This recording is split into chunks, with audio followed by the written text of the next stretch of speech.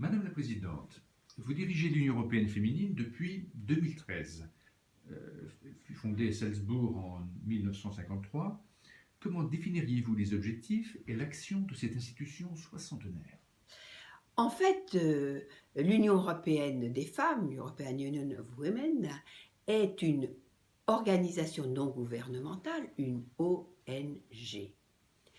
Son objectif, à sa création en 1953, a été la paix et la démocratie, parce que les femmes avaient énormément souffert de cette énième guerre à l'intérieur de l'Europe.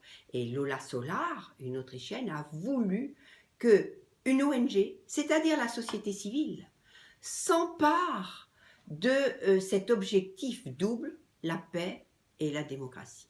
L'important dans notre association, c'est que nous ayons un rôle d'irrigation de ces idées dans la société civile, parallèlement à toute l'action des partis politiques. Quels sont les moyens que l'Union européenne féminine utilise pour promouvoir ses objectifs, combattre les discriminations et les violences faites aux femmes, promouvoir leurs droits et leurs libertés? D'abord, il y a un passage d'information. Parce que ce qu'il faut, c'est éveiller les consciences. Vous savez, sur la question des violences faites aux femmes, le premier problème, c'est la prise de conscience des femmes qu'elles n'ont pas à subir ces violences. Des femmes ou des jeunes filles ou des petites filles ou des enfants. Mais au-delà de cette prise de conscience, il faut savoir libérer la parole, prendre conscience, permettre de parler, parce qu'on ne peut pas imaginer endiguer un problème sans ces deux premières étapes. Alors finalement, l'European Union of Women s'est saisie de nombreux problèmes, dont celui-là, de telle sorte que nous puissions, avec des associations partenaires à travers l'Europe, mais aussi au-delà de l'Europe, et je vous expliquerai pourquoi tout à l'heure, mobiliser les femmes, leur passer l'information et montrer comment ces problèmes relèvent du droit et de la justice. En qualité de membre du Parlement européen, quelle bataille avez-vous engagée en faveur du droit des femmes et quels résultats avez-vous recueillis? Alors, bien sûr, il y a de multiples batailles à mener ici au Parlement européen. La première bataille, c'est la lutte contre la violence faite aux femmes. La deuxième bataille, c'est la lutte pour l'égale éducation des filles et des garçons. Parce que cela fait partie de la prise de conscience et cela fait partie de l'autonomie des jeunes filles et des jeunes femmes. Et puis je mène une troisième bataille, qui est la bataille de l'égalité des carrières.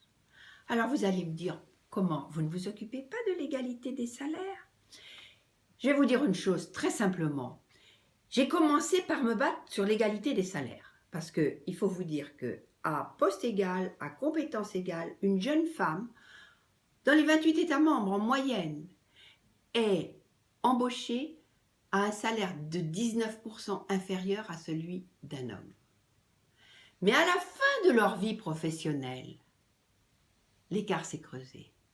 Et une femme gagne 39% de moins qu'un homme à poste égal. Cela entraîne une très grave paupérisation des femmes à la retraite. Et comme elles ont en plus une espérance de vie plus longue, eh bien vous voyez que le problème de la paupérisation devient un problème politique, économique et social. Et donc je me suis emparée au niveau du Parlement européen de ces trois sujets que je fais avancer. J'ai échoué sur un sujet. Je peux vous le dire aussi, parce qu'on a des avancées, mais on a des échecs, on a des bons moments, puis on a des foutus quarts d'heure. Et l'échec, ça a été sur l'harmonisation du congé de maternité au niveau des 28 États membres. Nous avions un accord qui se dessinait sur 16 à 18 semaines, et le Parlement et le Conseil pouvaient se mettre d'accord. Et je me suis trouvée mise en minorité sur cet accord, à 7 voix sur 751. C'est rageant. Pourquoi? Parce que j'ai été prise en étau entre des femmes qui voulaient beaucoup plus que 16 à 18 semaines, puisqu'elles avaient commencé à demander 24 semaines de congé de maternité payé, et qu'en période de crise, les entreprises et les États ne peuvent pas accorder quelque chose comme cela. Donc on était sûr d'avoir l'opposition du Conseil. Et d'autre part, et je tiens à vous le dire aussi, parce qu'il faut y faire attention, des femmes qui, elles, auraient bien voulu allonger le congé de maternité parce qu'elles pensent que la place de la femme est à la maison à élever les enfants. Et ça n'est pas ma vision de la femme. Je crois en l'autonomie des femmes, en leur vraie place dans la société, et c'est pour cela que je me bagarre avant tout et que je place au-dessus de tout l'éducation des filles.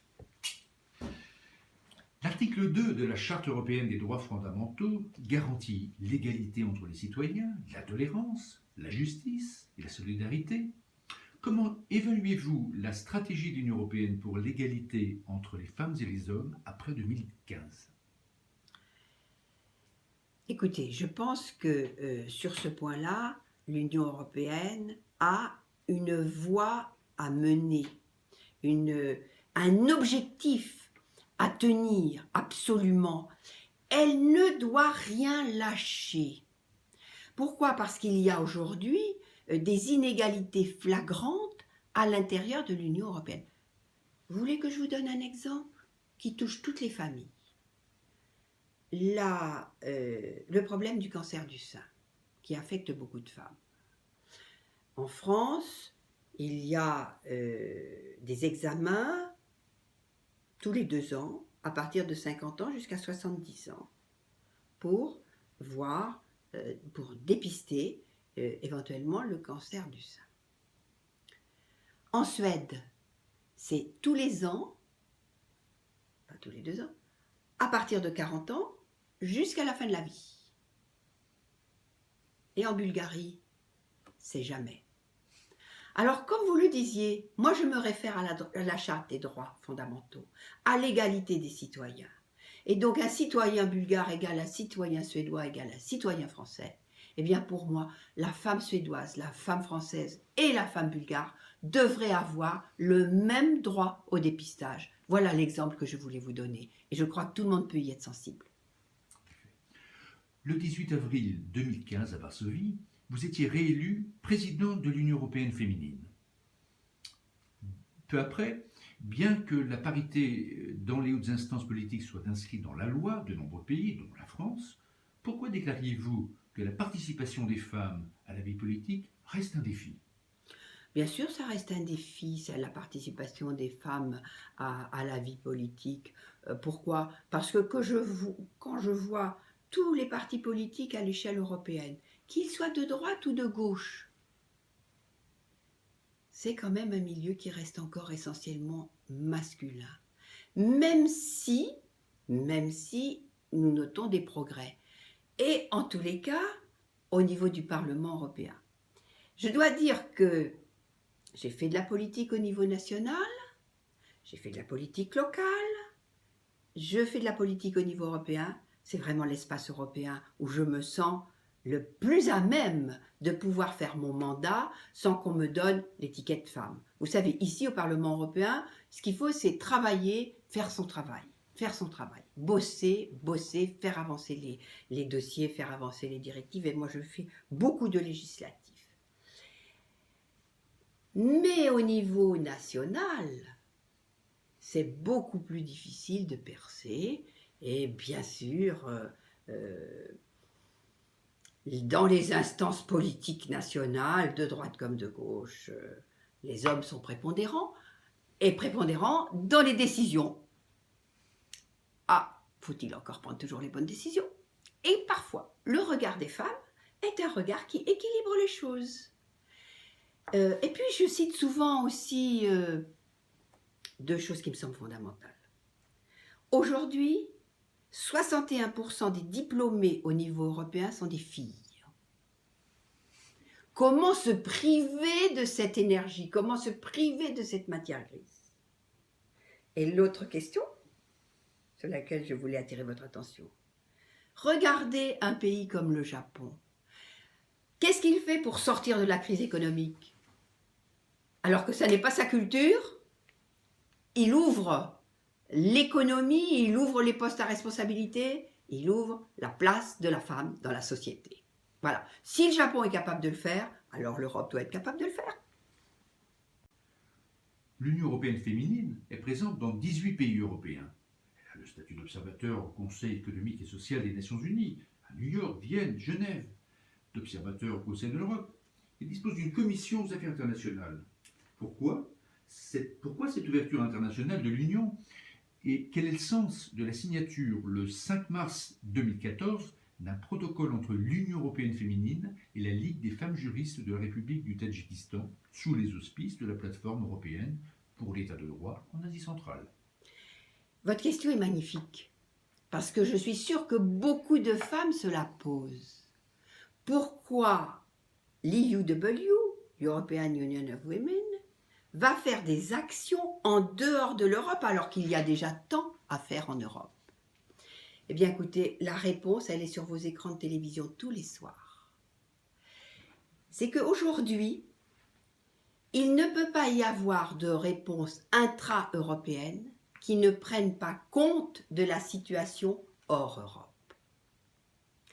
Et vous le voyez à travers le problème des réfugiés. Vous voyez bien que ce problème des réfugiés qui arrivent en Europe n'est pas un problème qui est d'origine européenne. Eh bien, pour les femmes, c'est la même chose. La libération de la femme, l'égalité des citoyennes à travers le monde est une question qui doit préoccuper notre organisation.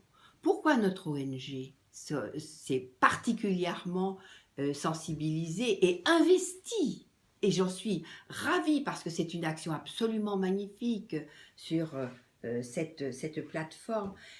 L'EUW s'est vraiment engagé dans les républiques d'Asie centrale, l'Ouzbékistan, toutes ces républiques, ces 5 républiques d'Asie centrale.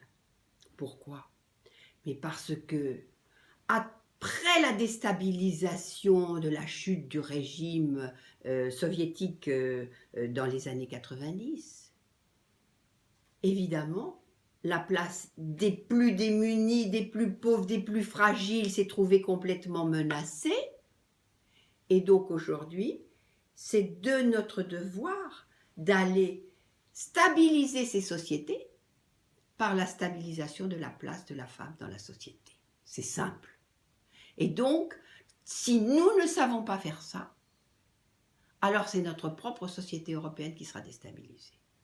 Et moi, je tiens à rendre hommage et à l'Europe, à la Commission et aux institutions européennes qui ont compris que notre travail n'était pas seulement européen, mais aussi sur les pourtours de l'Europe. Et je tiens à rendre hommage, bien sûr, à l'Union européenne féminine et particulièrement à la section française qui a fait des actions absolument remarquables avec les républiques d'Asie centrale. Ce protocole entre l'Union européenne féminine et les femmes, la Ligue des femmes tadjiques, dote chacune des parties du statut d'observateur aux réunions de leurs assemblées générales respectives. En octobre et novembre 2014, la plateforme État de droit a organisé un voyage d'études de femmes tadjiques à Paris et un séminaire régional sur l'égalité des genres à Dushanbe. Qu'est-il ressorti de ces manifestations et comment prévoyez-vous de développer cette coopération initiée par l'Union européenne? Alors d'abord, avoir le statut d'observateur dans les réunions conjointes maintenant, puisque on invite ces femmes d'Asie centrale à nos réunions, comme nous allons à leurs réunions, c'est extrêmement important parce que si vous voulez, c'est un peu perfuser une culture. Et ça, c'est déjà extrêmement important. Et puis ensuite, quelle que ces femmes d'Asie centrale viennent travailler avec nous, que nous allions travailler avec elles, qu'elles participent à nos colloques de haut niveau. C'est aussi une façon de leur montrer nos objectifs et que nous comprenions aussi leur situation. Et pour cela, je crois que c'est extrêmement important parce que cela induit beaucoup de respect des positions des unes et des autres, mais aussi cela nourrit notre réflexion. Et je crois que l'Europe ne réussirait pas si elle n'avait pas ce respect des cultures intérieures en Europe, mais aussi ce respect des cultures extérieures à l'Europe. Comment analysez-vous la situation des droits des femmes dans les 5 pays de l'Asie centrale? Peut-on la comparer à celle des femmes de l'Europe? Préconisez-vous plutôt une approche pays ou régionale pour lutter pour les droits et libertés et contre les violences et discriminations? Alors, je ne sais pas si j'ai la bonne analyse. Vous savez, on ne sait jamais si on est dans le droit fil. L'essentiel, c'est d'observer, de confronter ses idées avec l'évolution des choses. Mais quand vous dites, est-ce que ces femmes ont la même condition et peuvent être comparées aux femmes d'Europe? Je vous réponds, mais, cher monsieur, la condition des femmes d'Europe n'est pas une.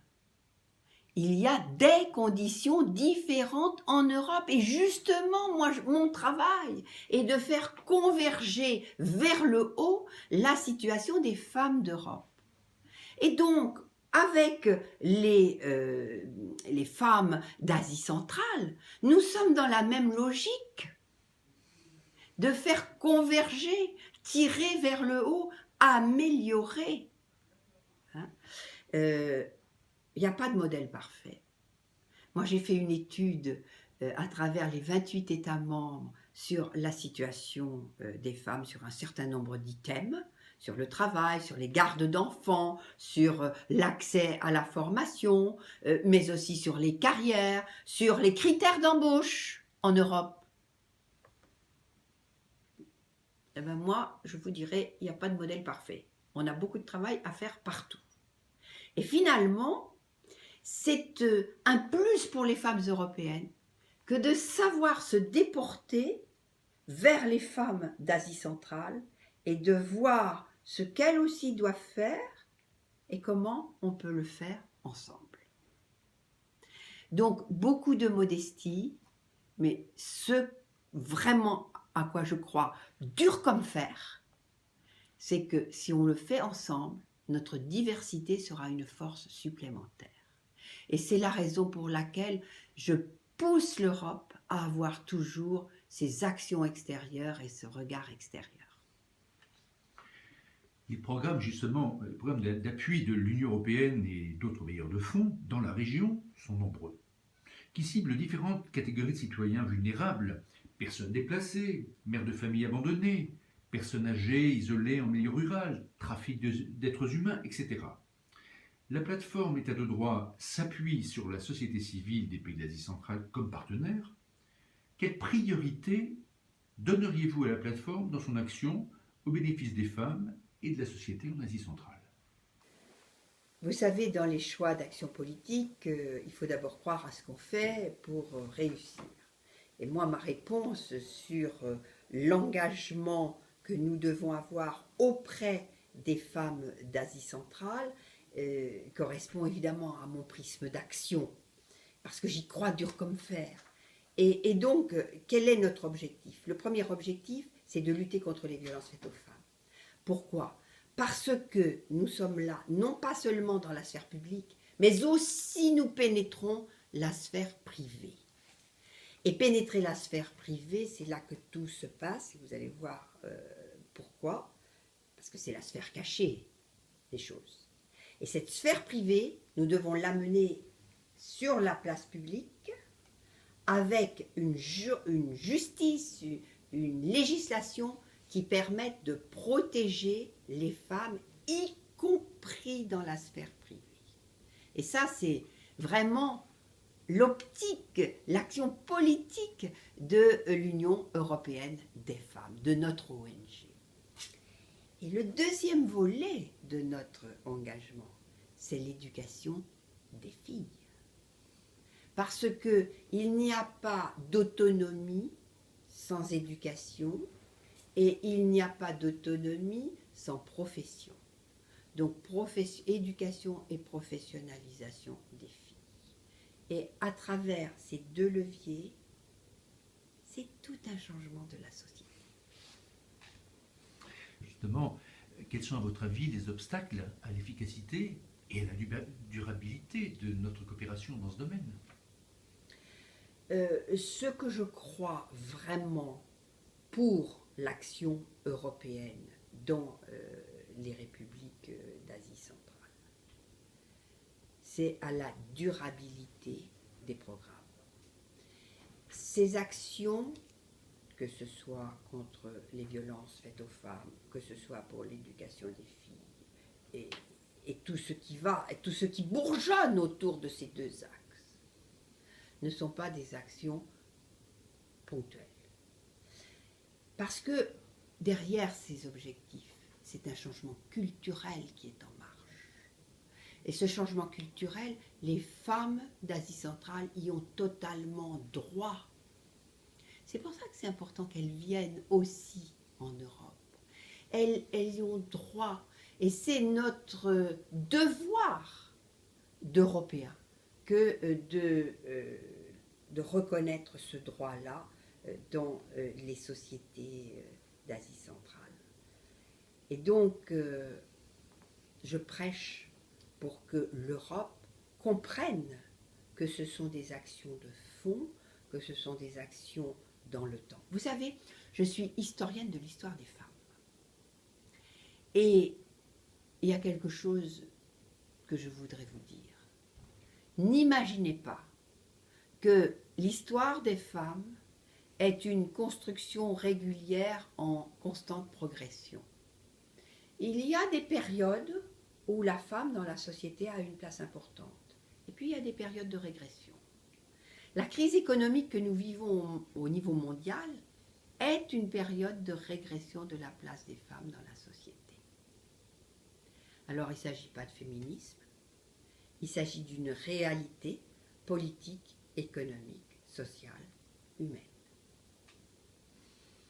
Aujourd'hui, 8 mars, Journée internationale de la femme, quel message voudriez-vous adresser aux femmes kazakhs, kirghizes, tadjiks, turkmènes et ouzbeks? Je voudrais dire à toutes ces femmes, vous êtes formidables. Vous avez en vous un trésor. Vous savez faire tourner une famille. Mais une famille, c'est une petite entreprise. Donc vous êtes capable de faire plein d'autres choses. Comptez sur nous, nous sommes à vos côtés. Madame la Présidente, merci pour votre action et vos encouragements.